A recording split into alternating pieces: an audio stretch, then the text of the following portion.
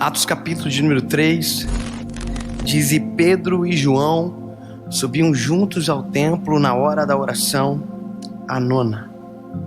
E era trazido um varão que desde o ventre de sua mãe era coxo, o qual todos os dias punham à porta do templo, chamada Formosa, para pedir esmolas. O qual, vendo Pedro e João que iam entrando no templo, pediu que lhe dessem uma esmola. E Pedro e João, fitando os olhos nele, disse: olha para nós. E olhou para eles, esperando receber deles alguma coisa. E disse Pedro: não tenho prata nem ouro, mas o que eu tenho, isso te dou. Em nome de Jesus Cristo Nazareno, levanta e anda. E tomando pela mão direita, levantou, e logo os seus pés e arteiros se firmaram. Essa é uma das histórias que dão o início da igreja naquele tempo.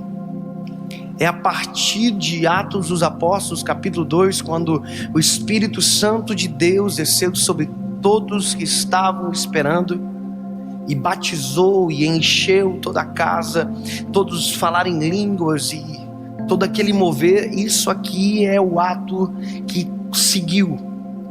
A lógica de muita gente é, depois de viver algo sobrenatural na presença de Deus, nunca mais volta para a igreja. Tem gente que vive de eventos, de um evento para o outro, e não tem algo no meio. E isso é algo que me tocou e eu achei interessante, porque quando Pedro e João saem de Atos 2, eles estão voltando para o templo na hora da oração.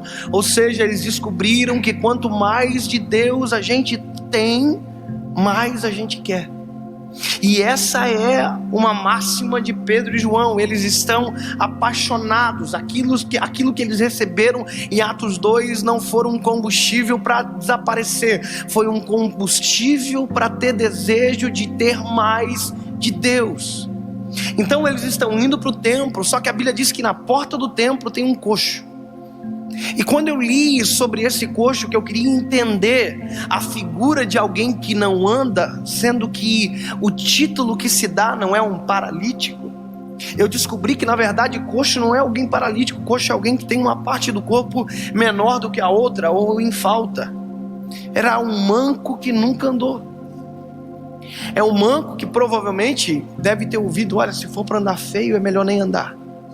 E a Bíblia vai dizer que esse manco, esse coxo, tinha um amigo que todos os dias levava ele à porta. Isso não é heresia, porque a Bíblia diz que todos os dias ele era trazido à porta. Se alguém traz à porta, esse alguém de uma certa forma se importa com ele. Só que ao passo que ele levava para a porta, ele apenas fazia com que o coxo permanecesse coxo, porque a limitação dele era essa: levar para a porta e da porta para casa. Esse é o tempo que nós estamos vivendo, onde as pessoas dão para as outras apenas aquilo que elas pedem. E há uma diferença gigantesca entre desejo e necessidade. Desejo é algo vazio e volátil, ele tem altos e baixos. Muitas das vezes nós vemos pessoas que não encontram a sua necessidade e apresentam apenas o seu desejo. Pessoas que às vezes estão com o lar destruído e estão orando, pedindo para o Senhor Jesus uma casa maior. É alguém que confundiu desejo e necessidade. E sabe, há uma geração hoje que quer apenas que o seu desejo seja atendido. Eu me lembro que uma vez eu fui pregar em um lugar onde, quando eu cheguei, era todo mundo muito rico. E eu pensei: nossa, Deus colocou uma palavra tão pesada no meu coração, acho até que eu vou mudar. E eu mudei. E foi o pior dia da minha vida, foi a pior experiência. Eu me lembro que eu mudei a palavra porque eu fiquei constrangido de pregar aquilo que Deus tinha colocado no meu coração, mas eu me arrependi profundamente. Eu me lembro que era um culto muito estranho, muito frio aquele ambiente, e eu preguei, as pessoas riram e nada aconteceu. Quando eu terminei de ministrar, eu me lembro que as pessoas que estavam no culto falaram para mim: olha que mensagem. E eu dizia dentro do meu coração: que vergonha. E no final do culto eu perguntei para o líder: olha, por que o culto de vocês é hoje, não em outros dias como todos de outras igrejas dessa cidade? E ele disse para mim: é porque a nossa galera gosta muito de balada. Então a gente mudou o culto para que eles possam estar no culto, mas para que também possam ir na balada. Ou seja, esse é o resumo de uma geração que recebe aquilo que quer, não aquilo que necessita. E hoje nós estamos vivendo o tempo onde tem gente dando aquilo que os outros desejam e não aquilo que as pessoas verdadeiramente precisam. Um evangelho de conveniência. A Bíblia diz que no final dos tempos ajuntariam para si doutores segundo os seus próprios desejos. Sabe o que isso significa? Se eu quiser um lugar onde alguém pregue que eu posso usar droga, já tem alguém dizendo: aqui você pode. Se eu quiser ser homossexual, já tem uma igreja que vai dizer contra a palavra, dizendo: aqui você pode. Sabe o que é isso? Não é o que eu preciso, é aquilo que eu desejo. E aquele homem da porta, o coxo, ele desejava esmola, mas o que ele precisava era andar. E ninguém deu aquilo que ele precisava, apenas aquilo que ele desejava. Quem passava na porta e lançava esmola, na verdade financiava a porta do coxo, apenas fazia que ele permanecesse na mesma circunstância. Assim é eu e você quando lidamos com alguém que está às vezes afundado até o pescoço no pecado, vivendo uma vida difícil e contra aquilo que Deus diz, e a gente se finge de socialmente correto, aceito, e a gente não fala a verdade, porque a gente prefere ser coleguinha que não diz a verdade. Pastor, mas aí eu vou perder meus amigos. Uai, a Bíblia diz que se nós fôssemos do mundo, o mundo amaria o que é nosso, mas como nós não somos do mundo, é por isso que o mundo nos aborrece. Eu quero dizer para você: se o mundo gosta muito de você, fica ligado, porque provavelmente você parece demais com eles. Jesus veio pregar um evangelho de abnegação, não um evangelho de inclusão. Me desculpa, não é a lógica do evangelho. Pastor, você está dizendo que o evangelho exclui? Não, o evangelho abraça, mas exclui o pecado. Quando o evangelho abraça tudo ao mesmo tempo, não é evangelho. Não é possível caminhar duas coisas juntos. Não é possível. Parece que é uma pregação de um velho dizendo isso para vocês, mas não é possível. Não faz sentido. Não faz sentido. É impossível abraçar o pecado junto com o pecador. Ou você administra uma coisa ou outra. O Pedro e João estão vindo para o templo, e a Bíblia diz que eles param.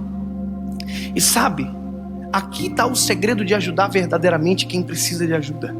Nós muitas das vezes nos vestimos de uma roupa de religiosidade, de santidade absurda, e quando a gente vê alguém que está caído, com problema, isso que eu acabei de dizer, ao invés de a gente ajudar, a gente apenas aponta o dedo e diz: errou, pecador, fraco, e a gente só acusa, a gente não para.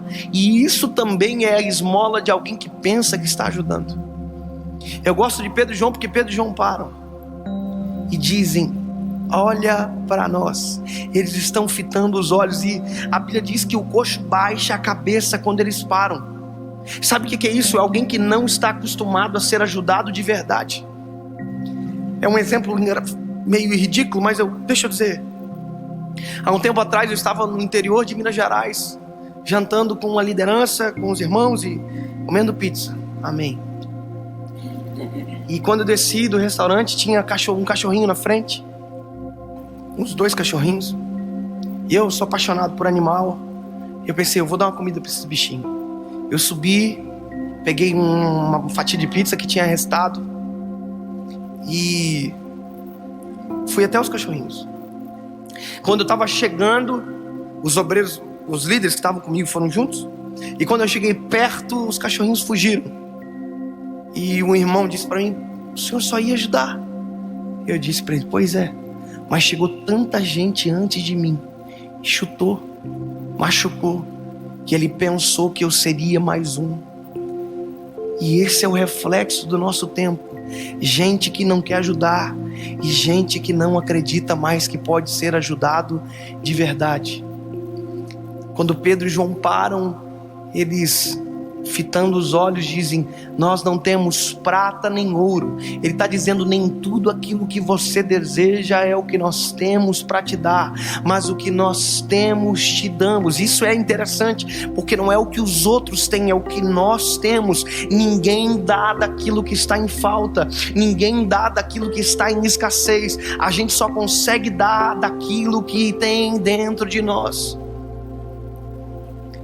Nós te damos, levanta e anda. E a Bíblia pula para um próximo versículo. As pessoas, muitas delas param aqui. Levanta e anda, levanta e anda, levanta e anda. E seria bom se nós pudéssemos ficar só no levanta e anda, e para todo mundo que a gente falasse, levantasse e andasse. Levanta e anda, levanta e anda. Mas a Bíblia diz que não acaba no levanta e anda. A Bíblia diz que o Pedro e o João tomaram ele pela mão direita e levantaram ele. Sabe o que é isso? Quem nunca andou não tem a obrigação de aprender a andar com levanta e anda. Nós não podemos exigir das pessoas que caminhem na mesma velocidade de alguém que já percorreu tempo de caminhada antes de chegar. O levanta e anda é maravilhoso. Falar de Jesus é maravilhoso. Levanta e anda, levanta e anda. Mas melhor do que o levanta e anda é continuar com a verdade da palavra e tomando pela mão direita. Uau! Levantaram e esperaram se firmar os arteiros e os pés.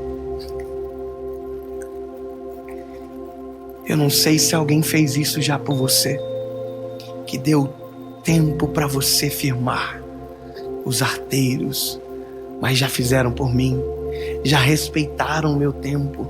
Eu não exijo de ninguém algo que precise de tempo para ser trabalhado. Se eu verdadeiramente quero ajudar, o levanta e anda é essencial, mas esperar o tempo também.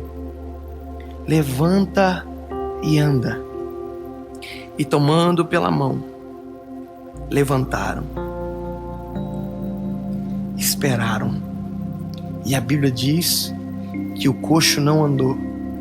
A Bíblia diz que o coxo pulou. E a Bíblia diz que o coxo pulou e entrou para dentro do templo. E quem estava dentro do templo disse: você não é aquele que estava lá fora? Quem disse isso já tinha tido a oportunidade de ajudar, mas nunca ajudou.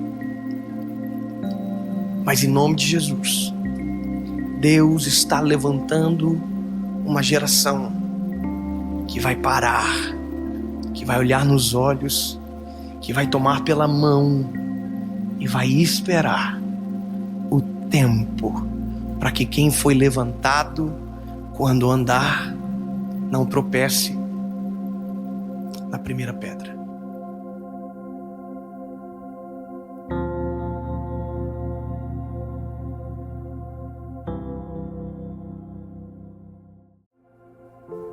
Romanos, capítulo de número 8, verso de número 28, diz a palavra: e sabemos que todas as coisas contribuem para o bem daqueles que amam a Deus e que são chamados pelos seus decretos.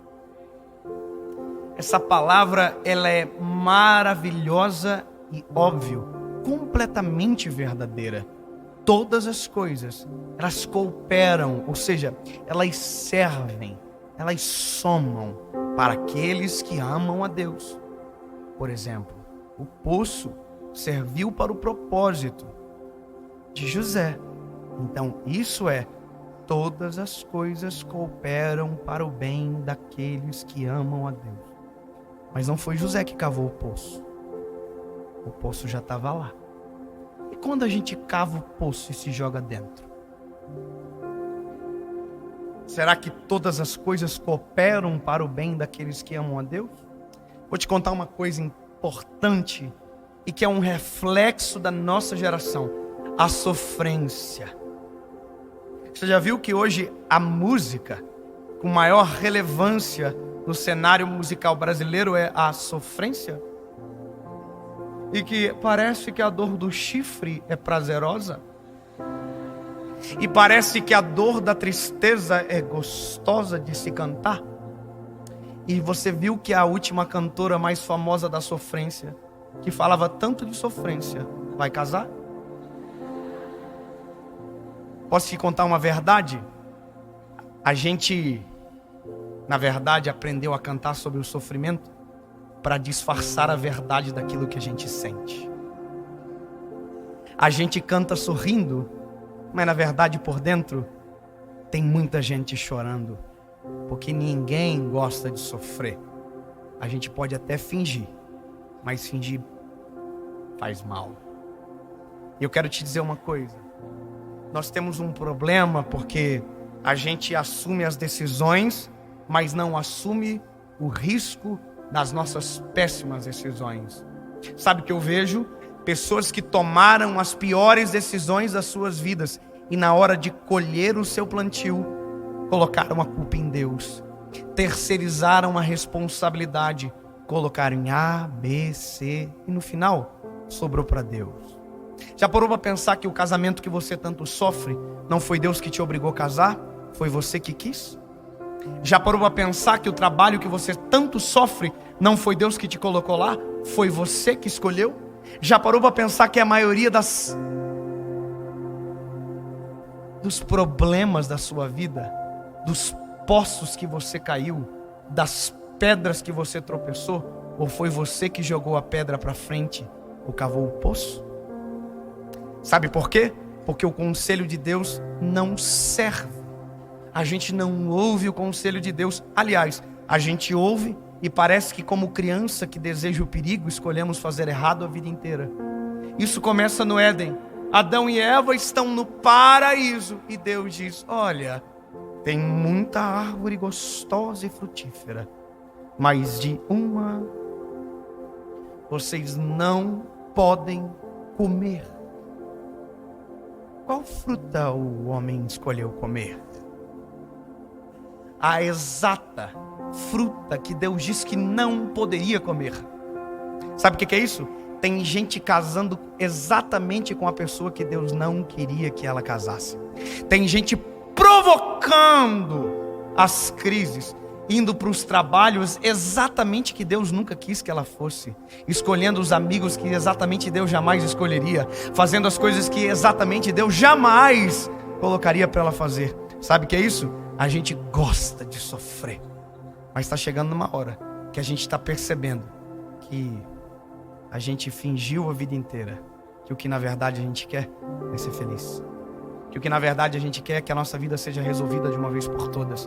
Que na verdade a gente quer ter um namorado que fique com a gente para sempre, uma namorada que seja fiel para sempre, um casamento que seja feliz de verdade, uma família que verdadeiramente seja feliz. A gente quer trabalhar num bom lugar, a gente quer uns bons lugares, a gente quer viver os melhores dias da nossa vida. Mas deixa eu te dizer, para de escolher da forma que Satanás escolhe e começa a aceitar as opções que Deus colocou na mesa para você.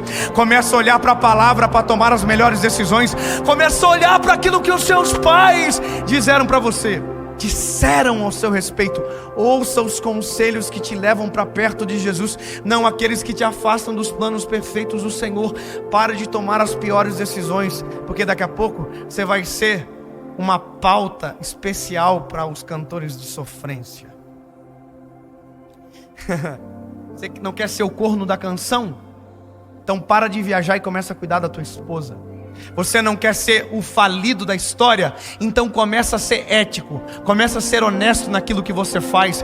Comece a amar a sua família sobre todas as coisas. Coloque Jesus em primeiro lugar. Você quer ser feliz de verdade? Então pare de colocar o seu ego primeiro e coloque aquilo que Jesus preparou para você. Para de ser prepotente, para de ser arrogante, para de ser orgulhoso, para de ser soberbo e para de sofrer e começa a viver os melhores dias da sua vida. Eles já existem, Deus já preparou para você. Opte por eles, opte pelos melhores caminhos. Tem gente que gosta da escuridão, outros preferem viver na luz. Na escuridão você tropeça, cai, machuca. Na claridade, os teus olhos enxergam o que ninguém percebe. Os teus olhos se abrem. Sabe como isso acontece? Eis o manual. A palavra. Quer começar a viver melhor? Começa a ouvir o que Deus diz na palavra. Não é o que você não concorda. Eu falava um tempo atrás, tem gente que quer a voz de Deus, mas não quer a opinião de Deus na voz. Você quer a opinião de Deus? Vou te dar um exemplo simples. Fui líder de jovens durante muito tempo, tá? 3 anos, mais ou menos. E às vezes chegava alguém e dizia pra mim: Pastor David, eu preciso saber se meu namoro é de Deus. Até parece que vai ter um raio do céu, uma trovoada na hora, uma luz que se apaga e você vai dizer: ó! É o sinal. Você quer um sinal se a pessoa que você está se relacionando é uma pessoa de Deus para você? Vê se ela é uma pessoa de Deus. Só isso. Não existe de Deus para você. Existe alguém de Deus, de verdade, que não é só para você, é para os pais. É mais ou menos aquilo: ai, pastor, ele bate na mãe, mas acho que vai ser um bom marido. Ele é um péssimo filho, mas quando casar, tenho certeza absoluta que vai ser um ótimo esposo. Ele não acredita em Deus, mas me ama. Como é que pode alguém que não consegue amar a perfeição para amar você que acorda com bafo e com cabelo revirado?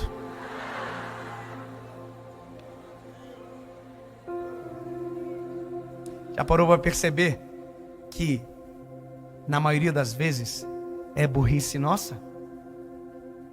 Já parou a pensar que a gente gosta de um sofrimentinho mesmo? Que a gente escolhe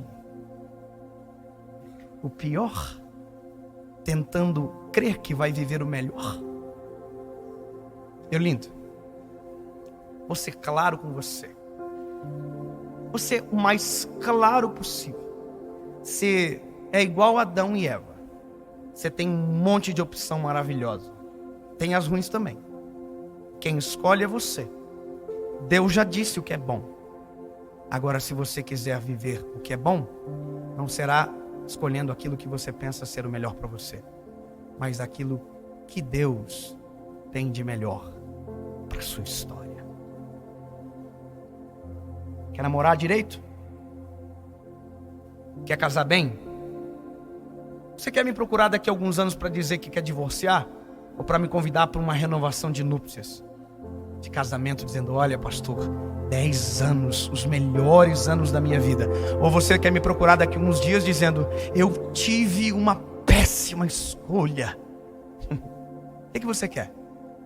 Bom, eu tenho certeza de uma coisa: sofrência é bom talvez para cantar e ouvir, mas para viver não é. Então, meu lindo, deixa eu te dizer, para daqui a alguns dias a gente se encontrar e você dizer que a sua vida está no plumo, que está tudo indo bem e que Deus está cuidando das coisas, há outras opções para você. E essas opções foram Deus que deu. Quer casar bem? Escolha alguém que ama Deus mais do que você ama, que ama os pais mais do que você ama, que trata os seus pais melhor do que você trata os seus. Escolha um padrão que seja mais elevado do que o seu. Talvez ele não te queira.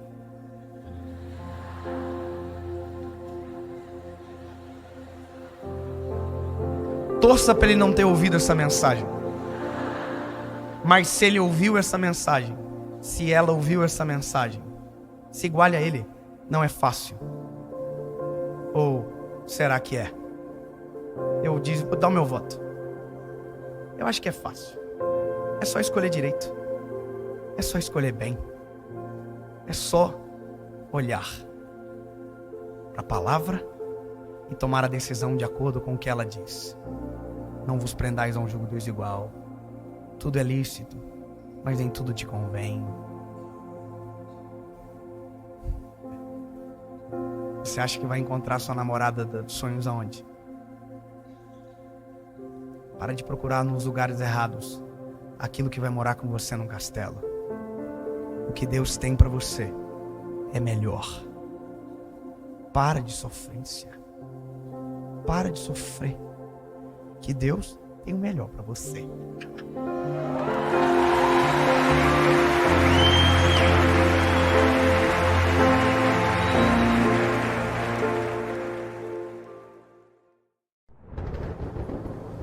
Livro de Jó, capítulo de número 1, versículo de número 6, diz a palavra: E vindo um dia em que os filhos de Deus vieram apresentar-se perante o Senhor, veio também Satanás entre eles. Então o Senhor disse a Satanás: De onde vens? E Satanás respondeu ao Senhor e disse: De rodear a terra e passear por ela. E disse o Senhor a Satanás: Observastes tu o meu servo Jó? Porque ninguém há na terra semelhante a ele, homem sincero e reto, temente a Deus e desviando-se do mal.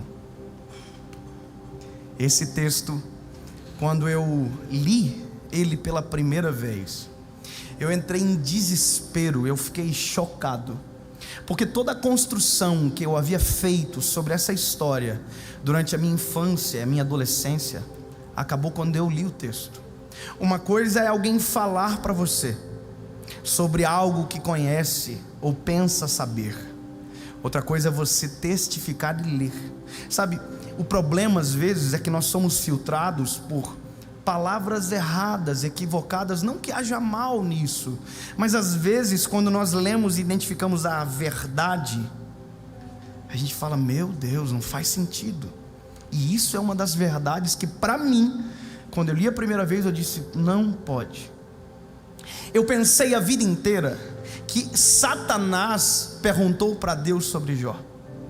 Eu pensei a minha vida inteira que quem trouxe à luz Satanás, no caso, que havia trazido à luz Jó, como se quem tivesse descoberto Jó fosse Satanás e trazido a Deus dizendo: Deus, ó, teu servo, posso tocar? Só que a Bíblia não diz que é assim que acontece. A Bíblia diz que quem traz à luz Jó para Satanás é Deus. Ou seja, quem provoca não é Satanás, quem provoca é Deus. Quem faz o negócio pegar fogo, que coloca lenha na fogueira na vida de Jó, é Deus. Quer dizer, Jó é fiel, é justo, é honesto, e Deus não poupa. Deus faz o contrário. Deus pega o melhor e coloca na tempestade. E sabe, quando eu vi isso, eu pensei: meu Deus, porque o sofrimento de Jó é algo terrível. Jó vai perdendo tudo o que tem. Satanás pede autorização para Deus, Deus autoriza, o desautoriza de algumas coisas, coloca limites, mas Deus vai deixando que a par e passo Satanás destrua Jó. Se você ver, o texto começa contando aquilo que Jó tem: os camelos, os gados, a riqueza. Jó é o homem mais rico, e mesmo sendo o homem mais rico, é o mais fiel. A prova que nem sempre, como todos às vezes dizem, ou alguns, que dinheiro corrompe, com Jó é diferente. Jó é fiel, Jó tem família, Jó é justo. Só que eu fico pensando: Deus, por que fazer isso com Jó? Porque Satanás diz assim para ele: olha, Deus, tudo bem, ele é fiel, mas ele é fiel porque tu deste tudo isso para ele. Porque na cabeça de Satanás, a nossa fidelidade está atrelada àquilo que a gente tem. Porque Satanás é interesseiro, Satanás é corruptível, Satanás acha que nós temos a mesma cabeça do que ele. Então toda vez que ele vê Deus abençoando alguém, ele quer aquela bênção para ele, só que não tem para ele, é para nós filhos. Então, quando Deus traz à tona Jó, Deus está provocando Satanás. Loucura pensar isso, mas é a Bíblia que está dizendo, não sou eu. Deus está dizendo, ó, olha aqui. Aí Satanás diz, pois é, mas olha o que você fez por ele. Se você me deixar tocar nas coisas dele, eu duvido que ele permaneça fiel. Aí Deus disse, ah é? Você duvida? Você tem certeza que você quer entrar nessa briga? Pode tocar nele, nas coisas dele, pode tocar. E a Bíblia diz que Satanás faz isso. Satanás toca nos bens de Jó. Jó perde absolutamente tudo, menos a fidelidade. Satanás toca na riqueza, ele perde toda a riqueza, menos aquilo que verdadeiramente vale: caráter, fidelidade. A questão é, olha aqui, Satanás vai de novo, e ele não está contente, porque a primeira etapa venceu. Parece que eu vejo que quando ele chega, é a cena assim, Deus diz, e aí? Blasfemou contra? Pecou? Desviou? Aí Satanás, me deixa tocar agora na família, os filhos. Ah, irmão, para quem é pai, quando eu li isso, eu fiquei com muito medo. Falei, Deus, não vem testar aqui não, por favor, porque eu estava entendendo errado um negócio. Você nunca mais viu na Bíblia Deus repetir isso. Mas calma, que você já vai entender o negócio.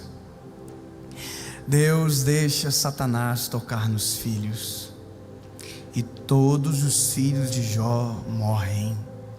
Perde os bens, os patrimônios, os filhos, e perde o apoio da esposa. A esposa diz, olha, você é um doente, você é louco, porque além disso, não obstante, Satanás perdeu os filhos, mas não perdeu a fidelidade com o seu pai. Não tem. Satanás chega e diz, agora me deixa eu tocar nele. Aí Deus diz, toca, mas não pode matar. Toca no corpo. As feridas, a Bíblia vai dizer que são tão profundas que Jó coça com um caco de telha.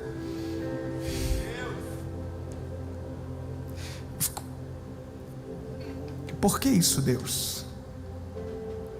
Por que isso? Por que isso? Por que o Senhor coloca de maneira intencional alguém injusto como Jó em uma tempestade tão avassaladora como essa?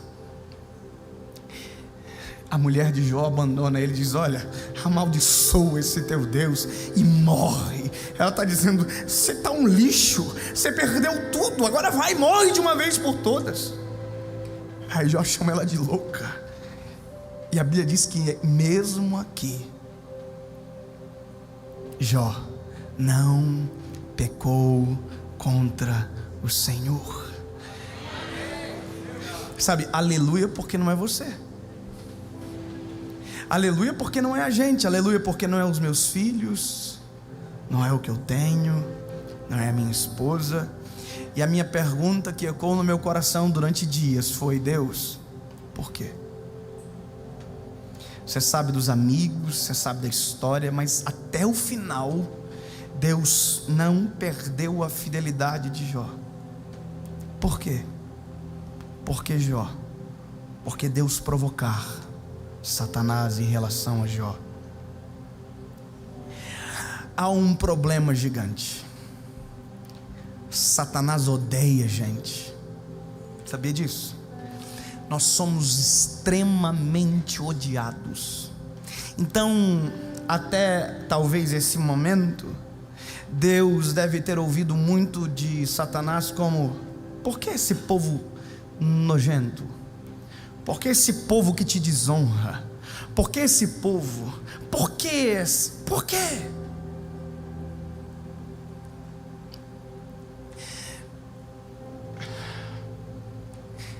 Aí Jó apresenta-se na história. Jó chega na história. E aí, querido, sabe qual é o porquê? Quem responde é Deus. Porque sempre haverá pessoas como Jó. Vale a pena por esse povo. Deus usou Jó para construir uma história de defesa sobre nós. Jamais Satanás vai poder tocar em nós com a desculpa contra a nossa fidelidade, porque uma vez Deus já provou para ele: sempre haverá os fiéis, sempre haverá os que não me abandonam, sempre haverá os que não me esquecem, sempre. E é por isso que vai chegar uma hora da história que eu vou enviar o meu filho, e ele vai morrer por esse povo. Terá os infiéis, mas eu sempre terei os meus Jós.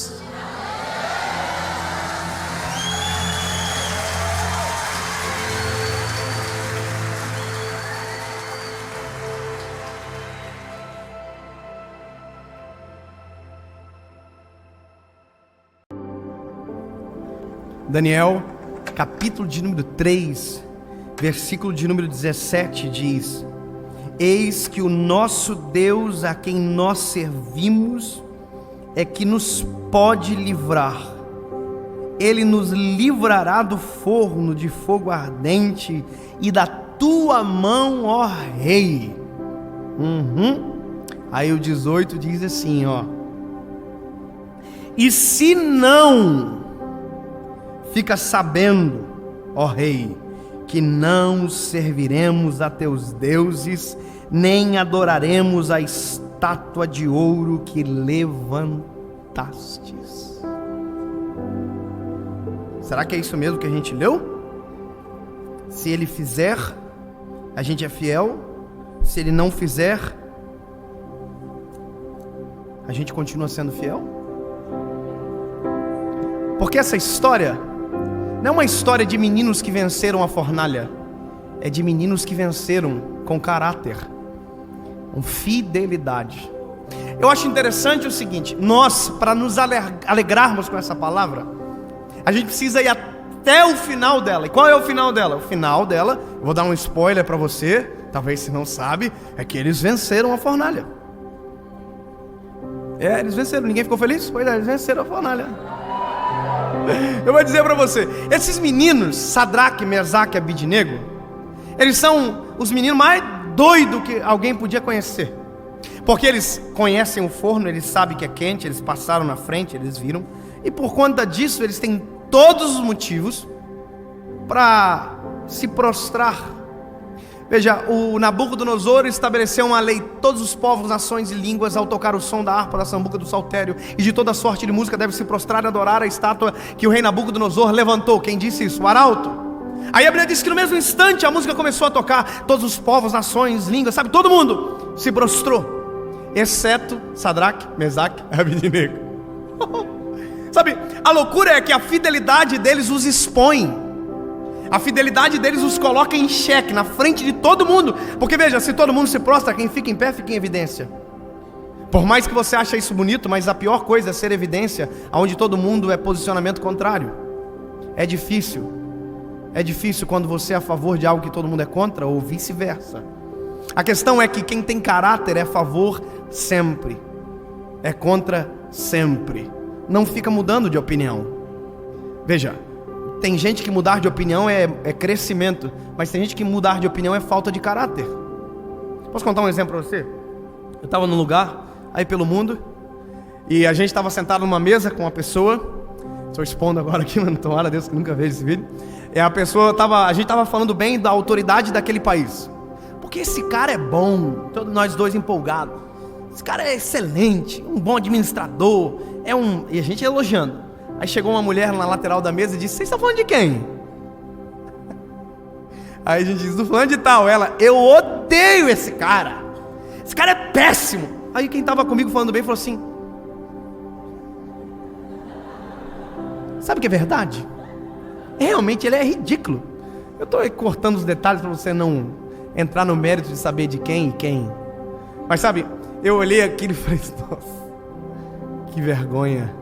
E tá cheio de gente que muda de posicionamento dependendo do ambiente onde tá. Tá cheio de gente que vive ao vento da opinião. Sempre ele muda. Se for favorável, ele muda. Sabe, é como se a gente lesse aquele texto onde a Bíblia diz que nós somos luz do mundo e Satanás, de maneira brilhante, criou o interruptor. Sabe, a gente é luz aonde convém. Aonde nós deveríamos iluminar, a gente apaga a luz. A gente, aonde deveria irradiar a luz, a gente sucumbe às trevas. Isso não é ser luz, porque a principal característica da luz é dissipar as trevas, não sucumbir às trevas. E é isso que me preocupa. Nós somos fiéis enquanto convém, nós cremos enquanto convém. Recomeço só é possível quando o nosso caráter é trabalhado de maneira genuína e poderosa. Não tem como viver uma vida nova com motivações antigas. Não tem como viver um recomeço se os nossos caminhos antigos não forem ignorados. Sabe, é como a gente olha a mulher de Ló, lembra? Ela sai de Sodoma e Gomorra, mas Sodoma e Gomorra nunca saiu de dentro dela. Ela olha para trás porque tudo que ela tem é Sodoma e Gomorra. Ela é Sodoma e Gomorra.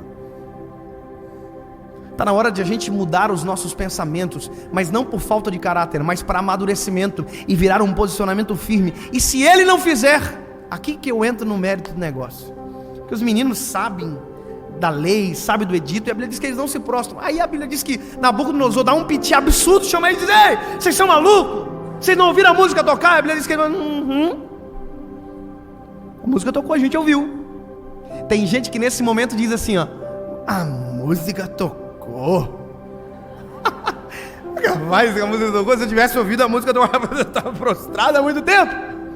Sabe, é fiel até onde dá. Quando não dá mais, escapa. É fiel até onde consegue. É fiel até um limite do seu caráter.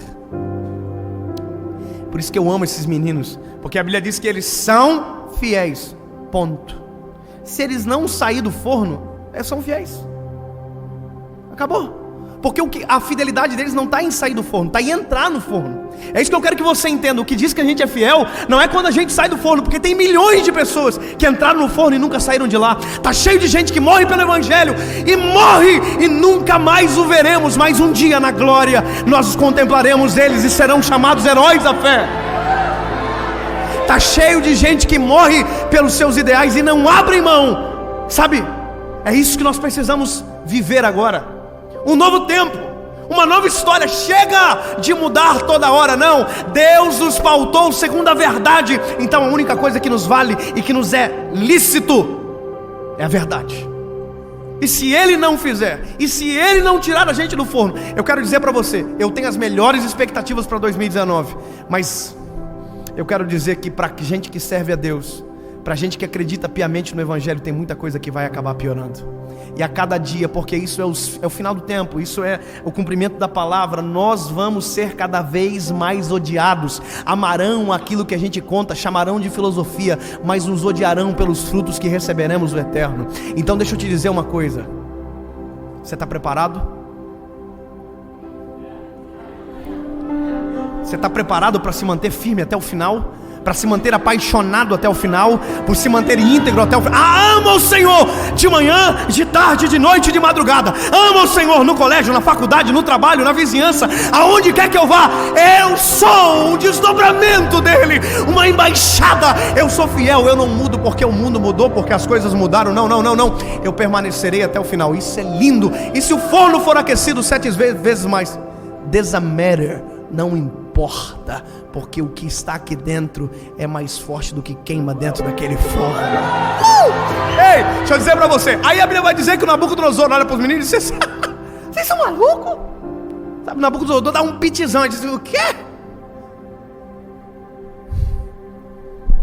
Manda aquecer o forno 7 vezes mais. Parece que eu vejo que os meninos estão tudo assim. Você que pensa, irmão, tô zoando. Os meninos devem estar morrendo de medo, porque a gente continua sendo ser humano mesmo sendo fiel. Ninguém vira super-herói do dia para a noite. Aliás, não se vira super-herói.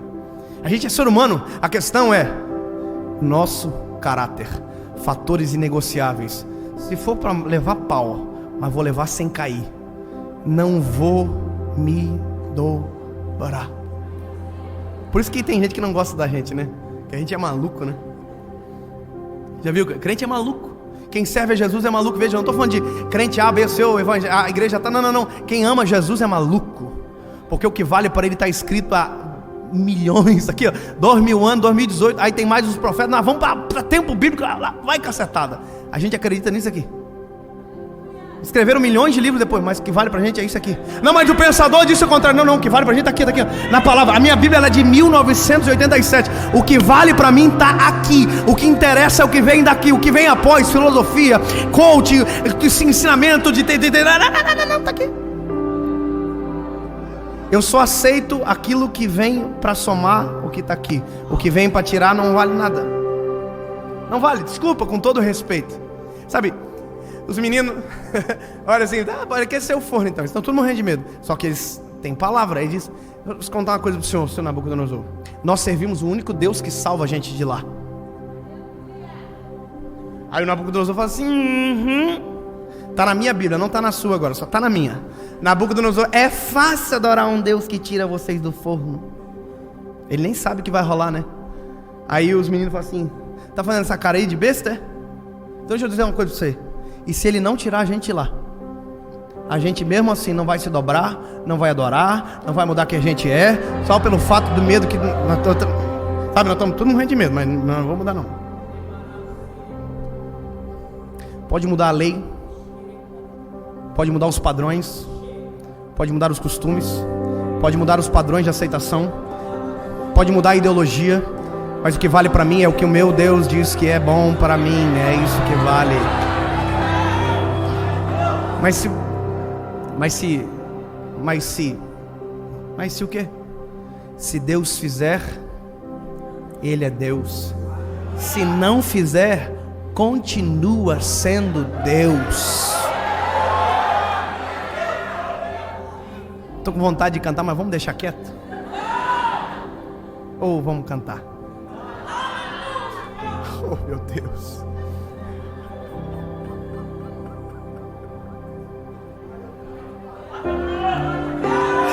Mandar lá baixar,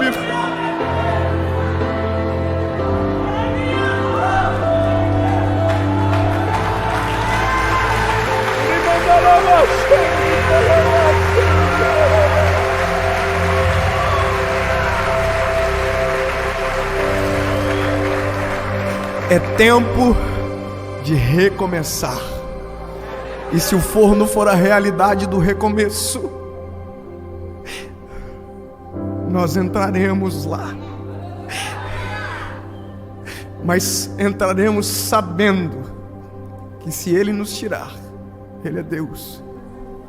E se a gente sucumbir ao forno, Ele continua sendo Deus.